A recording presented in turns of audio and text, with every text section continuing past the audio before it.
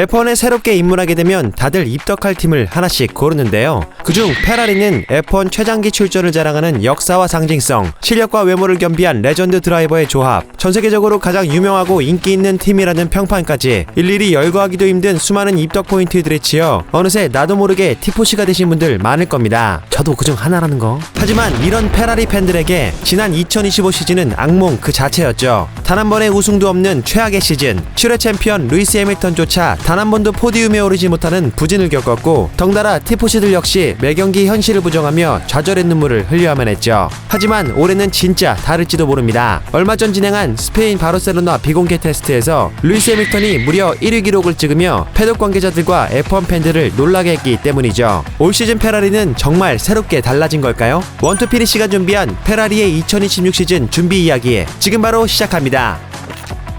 F1의 2026 시즌은 대규모 규정 변화 때문에 많은 팀들이 그 어느 때보다 준비해야 할 것들이 많은 상황이죠. 그렇기에 프리시즌 테스트도 기존보다 횟수를 늘려 1월 26일부터 5일간 스페인 바르셀로나에서 비공개 프리시즌 테스트 1회, 그리고 2월 바레인에서 3일씩 2번에 걸친 프리시즌 테스트가 예정되어 있습니다. 바르셀로나 테스트는 미디어 출입 금지로 운영되지만 여러 언론사들과 관계자들에 의해 충분히 트랙 위에서의 정보가 노출될 수 있다는 점 때문에 일부 팀들은 아예 첫 테스트 전에 리버리를 먼저 공개해버리기도 했는데요. 페라리 역시 1월 23일 그들의 새로운 차량인 SF26를 공개했습니다. 또한 페라리의 본사가 있는 이탈리아 마라넬로의 피오라노 트랙에서 간단한 트랙 주행까지 있었죠. 새로운 디자인이야 개인의 기호와 관점에 따라서 호불호가 나뉘겠지만 많은 티포시들에겐 무엇보다 차량의 성능이 어떻게 나올지가 초미의 관심사였는데요. 그런데 하필 SF26 공개 후 첫 주행을 한 지 얼마 지나지 않아 트랙 한복판에서 차량이 멈추는 영상이 온라인에 급속도로 확산되며 티포시들의 심장을 철렁하게 만들었습니다. 차에 무슨 문제라도 생긴 줄 알았지만 다행히 이는 오해로 밝혀졌는데요. 각 팀별로 할당된 데모런의 주행거리 제한이 있기 때문에 페라리 역시 그 한도를 맞추기 위해 차량을 트랙에서 멈춰 세웠던 것이죠. 하필 페라리의 파워유닛을 또 다른 팀이 첫 주행 과정에서 차에 시동을 걸고 트랙 위에 굴리기까지 시간이 엄청 걸렸을 뿐 아니라 심지어 조금밖에 달리지 못하고 바로 피트로 들어가는 모습을 보였기 때문에 티포시들로서는 괜한 걱정을 할 수밖에 없던 상황이었습니다. 참고로 페라리가 1월에 공개한 신차는 3월 초 호주 개막전 첫 레이스에서 실제로 들고 나올 차와 꽤나 다른 사양이 될 가능성이 높은데요. 이는 바로 페라리가 스펙 A 차량을 가지고 프리시즌 테스트를 시작하기 때문입니다. 스펙 A는 일종의 초기형 버전으로 팀이 시즌 내내 차량을 계속 다듬어 나갈 뼈대와 같은 차량이죠.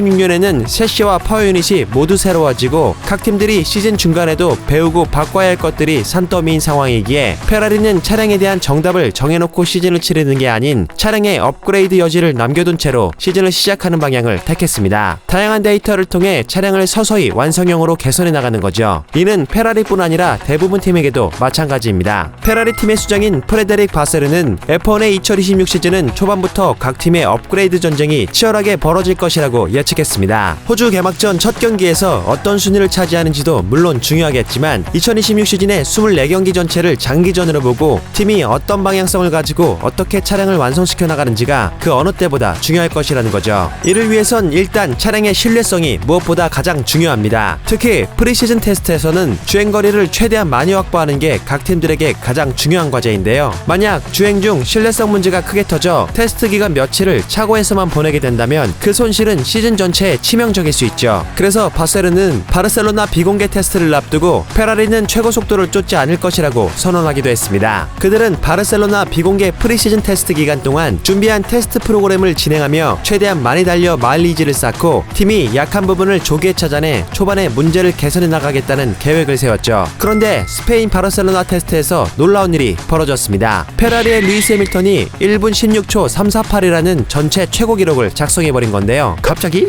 테스트 마지막 날인 5일차에 작성된 이 기록은 이번 시즌 강력한 챔피언 후보인 메르세데스의 조지 러셀이 세운 기록을 미세하게 앞서는 기록이기도 합니다. 러셀은 목요일에 1분 16초 445를 기록했는데요. 해밀턴은 그것보다 0.097초 앞선 기록을 작성하며 전체 1위로 올라섰죠. 물론 이것만 가지고 누가 더 빠르다고 결론 내릴 순 없습니다. 프리시즌 테스트를 치르는 각 팀과 차량들은 모두 각기 다른 프로그램과 연료량, 타이어 컴파운드, 엔진 모드로 트랙 위를 달리기 때문이죠. 준수한 기록 한 번으로 팀의 전력 전체를 판단할 수는 없겠지만 그럼에도 해밀턴의 최고 기록이 나름의 의미를 갖는 이유는 페라리가 어느 정도 경쟁력을 갖춘 팀이 됐다는 걸 트랙에서 입증했기 때문이죠. 페라리가 지난 시즌을 얼마나 망쳤는지는 티포치가 아닌 그 누구라도 분명하게 기억하고 있을 겁니다. 페라리는 2024 시즌 맥라렌과 컨스트럭터 챔피언십 타이틀을 놓고 싸울 정도의 경쟁력 있는 팀이었지만 이듬해인 2025년에는 무려 4위까지 추락해버렸습니다. 전년도까지 경쟁하던 맥라렌에 무려 435점이나 뒤지는 점수차였죠. 게다가 페라리를 다시금 부활시켜줄 거라 기대했던 7회 챔피언 루이스 해밀턴의 심각한 부진은 티포시들에게 엄청난 충격으로 다가왔습니다. 해밀턴이 2025 시즌 획득한 포인트는 겨우 152점으로 팀메이트 르클레르가 거둔 242점에 한참 모자랐고 퀄리파잉 배틀 역시 19대 5로 처참하게 밀렸습니다. 심지어 해밀턴은 F1 데뷔 이후 19시즌 동안 단 한 번도 경험하지 못했던 포디움 무관이라는 형편없는 한 해를 보냈고 그가 적응에 실패했던 2025년의 페라리 차량은 트랙터라는 조롱을 들을 만큼 성능도 떨어졌고 다루기도 무척 어려웠죠. 결국 2025년 4월 팀의 수작인 바세르는 시즌의 중후반기를 한참이나 남긴 채 팀의 미래를 위해 큰 결단을 내립니다. 2025년 개발을 전면 중단하고 에어로다이나믹 개발 자원 전부를 2026 시즌에 집중한다. 시즌 성적을 어느 정도 포기하면서라도 새로운 규정으로 모든 게 뒤바뀔 2026 시즌에 팀의 운명을 걸기로 도박수를 던진 셈이죠. 하지만 준비 과정 역시 결코 순탄치는 않았습니다. 2026 시즌 차량의 셰시 디자인 승인이 마지막 순간에야 이루어졌고 차는 공식 런칭 하루 전에 겨우 조립됐다는 얘기가 나올 뿐 아니라 해밀턴의 레이스 엔지니어가 시즌을 시작하기도 전에 부서를 옮겼다는 뉴스가 터졌고 심지어 페라리 팀이 바르셀로나 테스트 첫날은 아예 건너뛰었다는 이야기까지 프리시즌부터 부정적인 보도가 연일 터져 나오며 페라리 팬들은 또 한 번 마음을 졸인 채 바르셀로나 테스트를 지켜봐야만 했죠. 이처럼 우려 가득한 상황에서 루이스 해밀턴이 무려 테스트 전체 최고 랩타임을 낚아채며 페라리가 던진 위험한 도박수가 어느 정도는 통하고 있음을 입증해낸 겁니다. 야, 올해는 진짜 다른가 봐. 해밀턴은 테스트 중 인터뷰를 통해 페라리의 새로운 차량에 대해 자신의 최근 기억 속에 어떤 때보다 가장 재밌다고 언급했습니다. 차는 오버스티어 성향이 강하고 스냅피하고 미끄럽다. 하지만 결정적으로 잡을 수 있다. 확실히 더 즐겁다고까지 말했죠. 2026 시즌 레이스카는 신규 규정 때문에 다운포스가 줄어든 만큼 차량은 그립에만 기대지 못하고 그 아래에서 살아 움직이듯 미끄러지는 일이 전보다 훨씬 많아지게 됩니다. 쉽게 말해 차를 다루기는 이전보다 훨씬 더 어려워지지만 그만큼 드라이버 실력발로 차이를 만들 여지가 커지게 되죠. 그리고 여기서 바로 해밀턴이 자신의 강점을 발휘할 기회가 생길 수 있습니다. 해밀턴은 원래 뒤가 살짝 불안정하고 차가 돌아나가는 성향을 컨트롤로 잡아먹는 스타일의 드라이버입니다. 맥라렌 시절과 메르세데스 초기 시절에 그런 특성이 잘 드러났죠. 그래서 2026 시즌의 대규모 규정 변화가 지난 2020 시즌 이후로 해밀턴에게 가장 잘 맞는 시대일 수도 있다는 소문이 한간에 돌았었는데요. 바르셀로나 테스트를 통해 그 소문이 패덕 관계자들 사이에서 어느 정도 그럴듯하게 받아들여지고 있습니다. 페라리의 또 다른 드라이버인 샤를 르클레르 쪽의 분위기도 나름 괜찮은 것 같습니다. 새로운 규정의 레이스카에서는 액티브 에어로 시스템을 일일이 조작하고 추월을 위해 에너지를 관리하는 것까지 트랙 위에서 드라이버들이 직접 해야 할 것들이 이전보다 훨씬 많아지자 대부분의 F1 드라이버들은 시뮬레이터를 타고 트랙을 주행하는 것조차 초반엔 매우 어려워했다고 합니다. 샤를 르클레르 또한 그 경험이 정말 별로였다며 대놓고 부정적인 의견을 드러낸 걸로 알려졌었는데요. 하지만 바르셀로나에서의 테스트를 통해 르클레르의 톤이 좌절에서 흥미와 호기심으로 어느 정도 바뀐 듯 보입니다. 그동안 자신이 경험해온 F1과는 너무도 다르다는 걸 인정했지만 새로운 시대의 레이스는 똑똑한 드라이버만이 풀 수 있는 퍼즐이라는 걸 깨달은 르클레르는 자신이 바로 그 새로운 시대의 적임자라는 자신감을 내보이기 시작했고 그 도전을 함께할 페라리의 차량 또한 어느 정도 성능이 입증되자 2026 시즌을 꽤나 긍정적으로 전망하고 있는 듯 보여집니다. 신차 개발 과정에서 경쟁팀들과는 다른 길을 가는 페라리의 선택들 또한 흥미로운데요. 새로운 규정에 걸맞는 혁신적인 차량을 만들기 위해 페라리는 차량 곳곳에 과감한 기술적 선택을 감행했습니다. 가장 큰 차별 포인트는 바로 페라리의 파워 유닛인데요. 무엇보다 무게가 생명인 F1에서는 보통 엔진을 만들 때 가볍고 다루기 쉬운 알루미늄 합금이 사용됩니다. 그런데 페라리는 이번에 새로 개발된 엔진에 스틸 실린더 헤드를 쓴 것으로 알려졌죠. 스틸은 알루미늄보다 훨씬 무겁지만 훨씬 높은 온도와 압력을 버틸 수 있는 만큼 페라리는 무게 페널티는 조금 있을지 몰라도 더 공격적인 연소 세팅을 돌릴 수 있다면 그 출력 이득이 훨씬 크다는 계산이 반영된 것 같습니다. 또한 셰시와 서스펜션은 성공했던 팀들의 검증된 방향을 참고해 디자인에 반영했고 더 작고 가벼운 신형 배터리를 개발해 컴팩트하게 배치하는 등 새로운 시대에 걸맞는 혁신적인 차량 디자인을 적용하며 나름의 승부수를 띄웠습니다. 이처럼 페라리의 SF26는 페라리의 모든 걸 걸어 만든 차인 만큼 성공하면 과거 F1을 지배했던 영광스러운 페라리 제국의 귀환이 되겠지만 실패하면 팀의 근본적인 방향성에 대한 의구심만 더 커질지도 모릅니다. 한마디로 페라리의 최대 희망이자 최대 도박인 셈이죠. 있었죠. 또한 해밀턴이 바르셀로나 테스트에서 기록 1위를 작성하며 기분 좋은 출발을 알렸지만 이는 F1이 마주할 새로운 시대의 겨우 시작점에 지나지 않습니다. 페라리의 계획이 시나리오대로 알맞게 흘러가는지는 2월 바레인 테스트와 3월 시즌 개막이 되어서야 제대로 확인할 수 있겠죠. 그뿐 아니라 경쟁팀들의 예상 전력도 결코 만만하게 볼 수는 없습니다. 2026 시즌에 가장 강력한 우승 후보로 꼽히는 메르세데스는 예상대로 러셀과 안토넬리가 인상적인 페이스를 선보였고 테스트에서 가장 많은 랩수를 기록하며 신뢰성 또한 입증했습니다. 레드불 역시 하자르의 사고로 시간을 잃긴 했지만 트럭기를 달릴 때는 여전히 빨랐다는 평가가 있었고 전년도 더블 챔피언인 맥라렌은 아직은 본 실력을 감춘 채 조용히 탐색전을 벌이는 듯 보이죠. 과연 페라리는 올 시즌을 어떤 모습으로 완성해 나갈까요? 오랜 시간 이어진 무관의 서름을 잊고 과거에 찬란했던 영광을 다시 되찾을 수 있을까요? 해밀턴과 르클레르는 과연 시즌 막바지에도 미소를 잃지 않을 수 있을까요? 페라리의 2026 시즌에 대한 여러분의 전망을 댓글로 남겨주세요.